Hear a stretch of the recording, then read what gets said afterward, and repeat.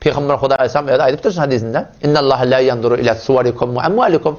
Allah sizin daşınızı gözden aktiftir. Ak mı, kara mı, gök mü? Malını da gözden aktiftir. Bay mı, garip mi, ne yaparım? Velakin yanduru ilâ kulubikum, yüreğin gözü yediptir. Arasa mı, arasa değil mi? Ne mi dedi? Yüreğin arasa olsun dedi ki, ihlâk gerek, Allah razı olsun etmeli. Ve a'malikum, amalınızı da gözü, şeriatı öğrenmi göre diye. Ya ben sadece bir mesele sorayım. Namazın hakkında. Namaz cemaat. Bir namazın ayan gurun geldi. İşte namaz cemaatın hakkında. Namaz cemaatın vakti ki namaz cemaate çağırılıptı. Temur özür şer'iyin yok. Müşkülün yok. Barmalı, baranak, öyde çıkıya. Müslüman doğun İbn Abbas radıyallahu anhuma 4 tane kitaba katımız veriptir. Kişilerde bir ayet Kur'an mı? Şu ayet Kur'an ol bir adamla hakkında inegli ki namaz cemaata adan çekilip duha uzursuz qalayan adam hakkında deyiptir Müslüman. 4 tane kitaba katımız ya. Qasammasın ol bir Kur'an-ı ki Muhammed Mustafa sallallahu aleyhi ve sellem nazil boldu.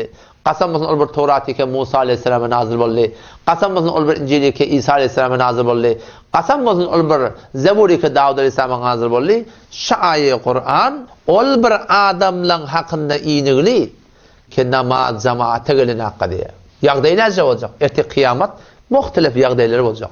Bir mahşerde bir meydan-ı umumi adam atadan ta ahir noktaya gelip hemme adamlar neçe milyar işgülse da şol adamların hemmesine Allah Teala destur umumi ve secde verecek. Hemme kafirlerin bir takta olacak. Her adam Müslümanlar var. Namaz cemaate karşı çağırılarında gelmeyiptirler. Şolanda biri aynı kafirlerin ki takta olacak. Şolundan korkmalı. Hadi Müfessir Kur'an Hibrul Ümme şuna nemet ya. Qatam isbat ya. Ayetini okuyup verin. Yevme yukşafu an saqin ve yud'auna ila sucud fela yestati'un khashi'atan absaruhum terhaquhum zillah ve kad kanu yud'auna ila sucud ve hum salimun. Yevme yukşafu an saq ol bir günü ki kıyamet öd qatırı qiyinçılığına eltilse ve yud'auna ila sucud adamdan hemmesini secdeye karşı çağrılacak. فَلَا يَسْتَتِعُونَ secde edip bilecekler kimler? Kafirler, münafıklar, ol ad musulmanları ki namaz cemaate varmayanlar. خَاشِعَةً أَبْصَارُهُمْ gözler etekte katı tonçta. تَرْحَقُهُمْ dille yüzleri kapkara ve koyrançılık. وَقَدْ كَانُوا يُدْعَوْنَ إِلَى السُّجُودِ Avval bilir dünyada secdeye karşı çağırılıyordu.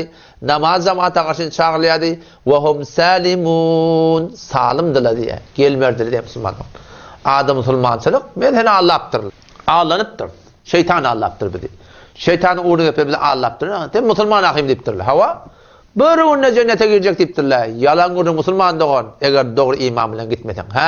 Doğru iman bilen gitsen inşallah bir gün günahlarımızın kabalına biz azap görürüz. İnşallah peygamberlerin şefaati, şehitlerin şefaati, ulemaların şefaati, hafızanın Kur'an'ın şefaati bulur.